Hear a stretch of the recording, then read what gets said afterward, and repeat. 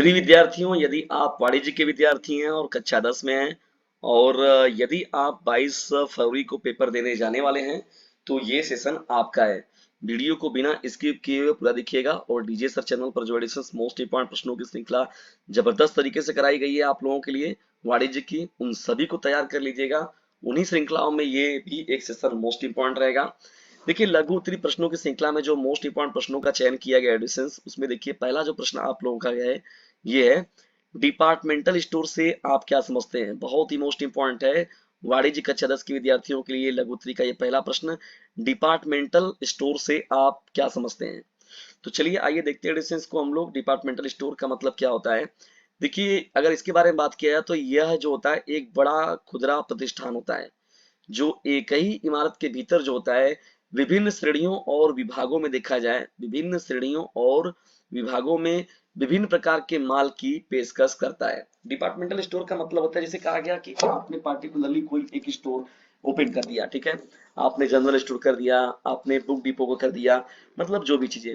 लेकिन एक ऐसी इमारत, एक ऐसी व्यवस्था, एक ऐसा मॉल, जिसे हम लोग मॉल का बात करते हैं ना, तो डिपार्टमेंटल स्टोर का मतलब होता है कि एक ऐसी इमारत जिसके भीतर जो है विभिन्न प्रकार के माल की जो होती है पेशकश होती है, ठीक है, या कई प्रकार के जो उसमें चीजें होती है, वैरायटी की अलग अलग दुकानें होती हैं। इन दुकानों में आमतौर पर जो होता है डिस्टेंस कई मंजिले मंजिले या खड़े होते हैं।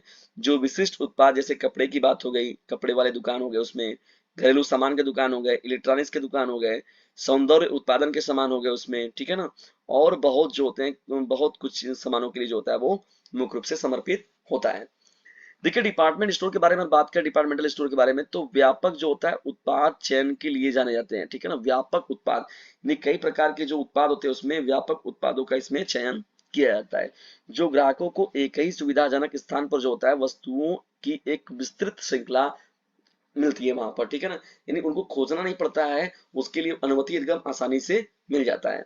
तो ग्राहकों को सुविधाजनक स्थान पर वस्तुओं की एक विस्तृत श्रृंखला जो खोजने का अनुमति देता है डिस्टेंस, उसी को हम लोग कहते हैं डिपार्टमेंटल स्टोर, डिपार्टमेंट स्टोर, ठीक है। ये देखिए क्या होते हैं, राष्ट्रीय बांड के रूप में होते हैं और निजी लेबल उत्पाद दोनों लाते हैं, ठीक है, जिससे क्या होता है ग्राहकों को विभिन्न मूल्य जो बिंदुओं पर होता है कई विकल्प मिलते हैं। क्या मिलते हैं? कई विकल्प इसमें मिलते हैं। उत्पादों को बेचने के अलावा देखा जाए डिस्टेंस, तो डिपार्टमेंट जो स्टोर होते हैं वो व्यक्तिगत खरीदारी भी करते हैं इसमें, ठीक है, बदलाव भी देखने को मिलता है और उपहार रैपिंग भी देखने को मिलता है। इन स्टोर इवेंट भी जैसी अतिरिक्त सेवाएं भी जो होती हैं इसमें दी जाती हैं, प्रदान कर सकते हैं, ठीक है। कई डिपार्टमेंट स्टोर में देखा जाए तो कैफे या रेस्तरा भी होते हैं डिस्टेंस, समझा है ना, जो उन्हें खरीदारी और आराम के दिन क्या होते हैं एक गंतव्य बनाते हैं, ठीक है डिस्टेंस, ये भी महत्वपूर्ण होता है। कुल मिलाकर देखा जाए तो देखिए डिपार्टमेंटल स्टोर जो होता है वो सुविधाजनक होता है बहुत ज्यादा, और इसमें जो सुव्यवस्थित जो व्यवस्थाएं होती हैं वो उत्पादों की जबरदस्त तरीके से होती हैं, ठीक है, जो ग्राहकों के लिए one stop one stop shopping का अनुभव कराते हैं, ठीक है। जो विस्तृत सामानों का जो है पेशकश उन्हें कराया जाता है उनके समक्ष, जो कि उनके कामों को बहुत ही सुविधाजनक बनाते हैं। और वो देखिए आज के समय क्या है, पहले आप जब भी जाते थे मॉल मॉल में तो वहां पर क्या होता था, हर सामान वहां नहीं मिलते थे, लेकिन आज ये चीज नहीं है। आज आप जाते हैं अगर एक मॉल में तो वहां पर हर व्यवस्थाएं, हर वैरायटी के जो सामान है आपको वहां उपलब्ध हो जाएंगे या उपलब्ध रूप से मिल जाएंगे। वजह क्या होता है उसके पीछे कि देखिए सभी लोग हैं, कोई भी अब यहाँ से वहां दौड़ना नहीं चाहता है, कोई भी चाहता है कि मैं एक जगह जाऊं तो मुझे सारी चीजें जो है वहीं पर उपलब्ध मिल जाए, ठीक है। तो ये भी बहुत बड़ा कारण है। चलिए बढ़ते हैं यहाँ पर हम लोग नेक्स्ट प्रश्नों की श्रृंखला में। दूसरा देखिए इंपॉर्टेंट प्रश्न क्या है, थोक व्यापारी की 4 विशेषताएं समझाइए। मोस्ट इंपॉर्टेंट है, समझ लीजिए, ये वाणिज्य का बहुत ही महत्वपूर्ण पेपर है और पूछा जाने वाला प्रश्न है। थोक व्यापारी की 4 विशेषताएं कौन कौन सी, आइए उसको हम लोग समझते हैं। देखिए, थोक विक्रेता जो होते हैं डिस्टेंस वो निर्माताओं और खुदरा विक्रेताओं के बीच जो होते हैं मध्यस्थता काम करते हैं। देखा जाए तो देखिए थोक विक्रेता जो होते हैं और निर्माता के बारे में बात किया जाए तो वो क्या करते हैं, वो जोड़ने का काम करते हैं, यानी उत्पाद और खुदरा व्यापारी यानी फुटकर व्यापारियों को जोड़ने का काम करते हैं। देखिए पहला काम क्या होता है, थोक खरीदारी। थोक भाई जैसे इसीलिए कहा जाए थोक व्यापारी यानी एक साथ जो होता है बड़े पैमाने पर, व्यापक पैमाने पर माल का जो है खरीदारी करना, ठीक है ना। निर्माताओं या अन्य आपूर्तिकर्ताओं से जो होता है बड़ी मात्रा में उत्पाद क्या करते हैं, खरीदते हैं। इससे उन्हें जो होता है वॉल्यूम छूट का लाभ उठाने और खुदरा विक्रेताओं को लागत बचत का लाभ उठाने की अनुमति मिलती है। ठीक है, तो ये खुद थोक व्यापारियों का देखा जाए तो महत्वपूर्ण पॉइंट हो जाएगा पहला, यानी कि थोक खरीदारी करना। ठीक है, दूसरा विशेषताओं में देखा जाए डिस्टेंस, यहाँ पर क्या हो जाएगा आप लोगों का, तो देखिए भंडारण करना। थोक व्यापारी क्या करते हैं कि पास अक्सर जो होते हैं बड़े गोदाम होते हैं। भाई जाहिर सी बात है, थोक व्यापारी जो है तो बड़े गोदाम है, उनको बड़ा जगह जब मिलेगा तभी वो वहां पर क्या करेंगे, चीजों को सामानों को वहां पर रख पाएंगे। जहां वे खुदरा विक्रेताओं को देखा जाए तो वितरित करने से पहले इन्वेंट्री जो होते हैं संग्रहित करते हैं। इससे उत्पादों की निरंतर आपूर्ति सुनिश्चित करने में मदद मिलती है और खुदरा विक्रेताओं को एक ही स्रोत से जो होता है वस्तुओं की विस्तृत श्रृंखला तक पहुंचने की अनुमति मिलता है। ठीक है, तो भंडारण के माध्यम से ये चीजें पॉसिबल होती हैं। ठीक है, चलिए बढ़ते हम लोग आगे, यहाँ पर तीसरे पॉइंट को देखते हैं, वितरण और रसद। वितरण और रसद, देखिए थोक विक्रेताओं का ये भी एक बहुत ही महत्वपूर्ण गुण है, वितरण और रसद।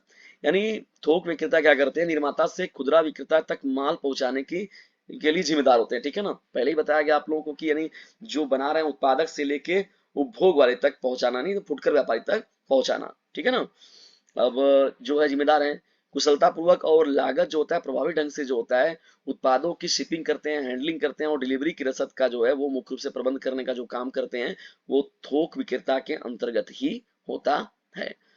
चौथा देखिए महत्वपूर्ण पॉइंट क्या हो जाएगा, बाजार ज्ञान और विशेषज्ञता। देखिए बाजार का ज्ञान होना ही बहुत जरूरी है।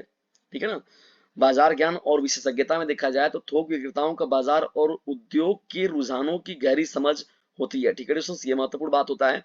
वे खुदरा विक्रेताओं को देखा जाए तो उत्पाद चयन करने में, मूल्य निर्धारण की रणनीति बनाने में देखा जाए तो, और बाजार की मांग पर मूल्यवान जो होता है अंतर्दृष्टि और मार्गदर्शन करने में जो है वो भी उस इसमें भी बहुत ही महत्वपूर्ण भूमिका निभाते हैं।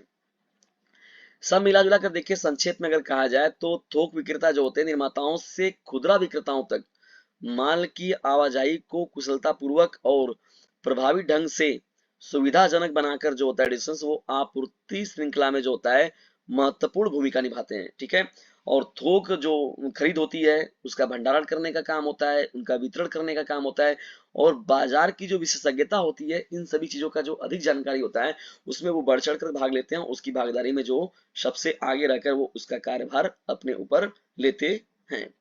चलिए बढ़ते हैं आगे, यहाँ पर तीसरे मोस्ट इंपोर्टेंट प्रश्न की ओर देखिए, व्यापार और वाणिज्य के बीच अंतर स्पष्ट कीजिए। व्यापार और वाणिज्य में क्या अंतर होता है, आइए हम लोग उस पर चर्चा करते हैं।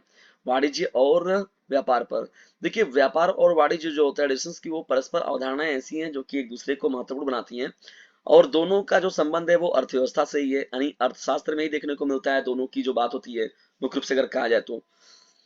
देखिए व्यापार का अर्थ क्या होता है, व्यक्तियों की बात हो गई, व्यवसायों की बात हो गई या देशों के बीच जो होता है वस्तुओं और सेवाओं का आदान प्रदान होता है। ठीक है, उसे हम लोग व्यापार कहते हैं। ठीक है ना, व्यापार का मतलब क्या होता है, वस्तुओं और सेवाओं का आदान प्रदान, और ये वस्तुओं और सेवाओं का जो आदान प्रदान होता है वो दो व्यक्तियों के बीच में हो सकता है, दो अलग अलग व्यवसायों के बीच में हो सकता है, दो अलग अलग राज्यों के बीच में हो सकता है, दो अलग अलग प्रांतों के बीच में हो सकता है, मतलब कहीं दो अलग अलग देशों के बीच में हो सकता है। ठीक है ना, तो कई इसका व्यापक स्तर है। ठीक है ना, बहुत सारे इसमें बातें शामिल होती हैं। देखिए इसमें होता क्या है, घरेलू तथा अंतरराष्ट्रीय स्तर पर जो खरीद होता है, उत्पाद को खरीदना और बेचना शामिल किया जाता है। देखिए व्यापार क्या होता है, विभिन्न चैनलों जैसे देखिए ऑनलाइन प्लेटफॉर्म की बात हो गई और भौतिक स्टोर की बात हो गई, थोक विक्रेताओं की बात हो गई और खुदरा विक्रेताओं जैसे माध्यमों मध्यस्थों के माध्यम से हो सकता है। ठीक है, व्यापार का मतलब क्या होता है डिस्टेंस की, अब देखिए ये तो हो गया व्यापार की बात हो गई। ठीक है ना, चलिए यहाँ पर जो है ये तो बात हो गया आपका व्यापार का। ठीक, ये मिटा लिया जाए, थोड़ा सा इसको साफ कर लिया जाए। चलिए मिटा लेते हैं हम लोग, साफ कर लिया जाए।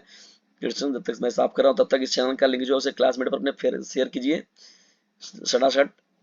देखिए आप लोग शेयर नहीं करते डिस्टेंस, इतना जबरदस्त आप लोग के लिए कंटेंट बनाया जाता है लेकिन आप लोग जो है इसे आगे तक नहीं फैलाते हैं, ये आप लोगों की एक कमी है। देखिए डिस्टेंस खुदरा विक्रेता जैसे मध्यस्थों के माध्यम से हो सकता है देखा जाए तो, दूसरी ओर देखा जाए तो वाणिज्य क्या होता है, एक व्यापक शब्द है। वाणिज्य के बारे में अगर देखा जाए तो वस्तुओं और सेवाओं की खरीद और बिक्री से संबंधित जो सभी गतिविधियां होती हैं उनको हम लोग वाणिज्य कहते हैं। ठीक है, तो वाणिज्य जो है वो बहुत ही व्यापक है, ब्रॉड है।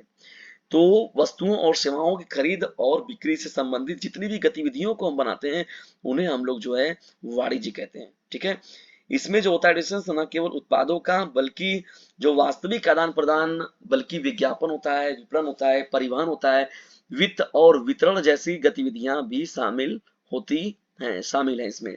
ठीक है ना, आदान प्रदान के साथ साथ विज्ञापन शामिल है इसमें, विपणन शामिल है इसमें, परिवहन भी इसमें शामिल किया गया है और वित्त भी शामिल किया गया। मतलब पूरी जो रूपरेखा जो है, जितनी गतिविधियां होनी चाहिए वो सभी जो होती हैं वो वाणिज्य के अंतर्गत ही आती है।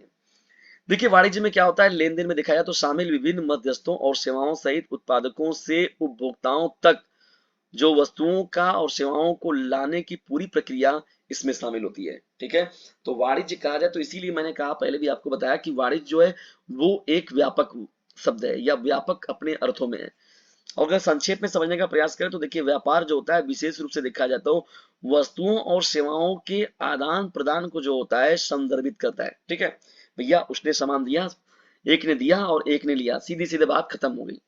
लेकिन वाणिज्य उत्पादों में अगर देखा जाए तो खरीद और बिक्री से संबंधित जो गतिविधियों के व्यापक स्पेक्ट्रम को जो शामिल करता है, उसके पूरे रूपरेखा का जो स्ट्रक्चर तैयार करता है, उसको हम लोग कहते हैं क्या, आपका वो हो जाएगा वाणिज्य। देखिए व्यापार और वाणिज्य जो होते हैं एडिशंस, वो दोनों ही जो होते हैं वो अर्थव्यवस्था के आवश्यक घटक है जो आर्थिक विकास को गति देते हैं, नौकरी के अवसर वो पैदा करते हैं और बाजार में देखा जाए तो वस्तुओं और सेवाओं के प्रवाह को जो होता है सुविधाजनक बनाते हैं। तो ये पूरा का पूरा काम जो होता है, जो दोनों मिलकर जो है अपने कामों को, कार्यों को क्रियान्वित करते हैं। ठीक है डिस्टेंस, चलिए चौथा प्रश्न हो गया, पांचवा प्रश्न हो गया यहाँ पर तो चौथा और पांचवा प्रश्नों का डिस्कशन जो है वो नेक्स्ट वीडियो में करते हैं। ठीक है ना, चलिए आप लोगों के लिए महत्वपूर्ण प्रश्नों की श्रृंखलाओं के लिए मैं तैयार ही हूँ, उसके लिए आप निडर रहिए। और डिस्टेंस एक काम लेकिन आप कर रही है डिस्टेंस किसे अपने क्लासमेट पर शेयर जरूर कीजिएगा, क्योंकि आप सभी लोगों के लिए जबरदस्त परिश्रम हो रहा है डिस्टेंस, तो इसकी सार्थकता तभी सिद्ध होगी जब आप सभी लोग इसे दूर तक फैलाएंगे। ठीक है डिस्टेंस, तो इसे अपने क्लासमेट पर शेयर जरूर कीजिएगा। वीडियो को अंत तक देखने के लिए आप सभी लोगों का हृदय गहराइयों से विनम्रतापूर्वक धन्यवाद।